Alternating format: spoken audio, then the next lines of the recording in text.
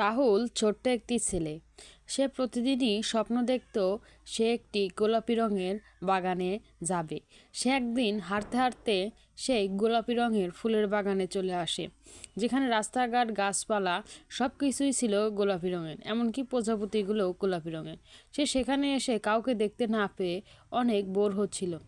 তখন একটি জাদুর পরী আসে আর জিজ্ঞাসা করে, তুমি কে, এখানে কেন এসেছো, আর তোমার কি চাই আমাকে বলতে পারো। আমি হলাম জাদুর পরী, আমি এই গোলাপি গাছটিতে থাকি। তুমি আমাকে বলো কি চাই তোমার। তখন সে বলে, আমার স্কুলে যাওয়ার জন্য একটি পানির বোতল চাই, আর আমার সকল বন্ধুদের আইফোন আছে, তারা সবসময় আইফোন ব্যবহার করে, আর আমার আছে একটি ভাঙাচোরা একটি স্মার্টফোন। আমাকে একটি পানির বোতল ও আইফোন দাও। তখন সেই জলপরীটাকে একটি পানির বোতল ও একটি আইফোন দিয়ে আর বলল, তুমি এই দুটি লেখাপড়ার কাজে ব্যবহার করতে পারবে। তো আমি এখন আসি, আমার সময় হয়ে গেছে। একটি সাবস্ক্রাইব করুন। ধন্যবাদ।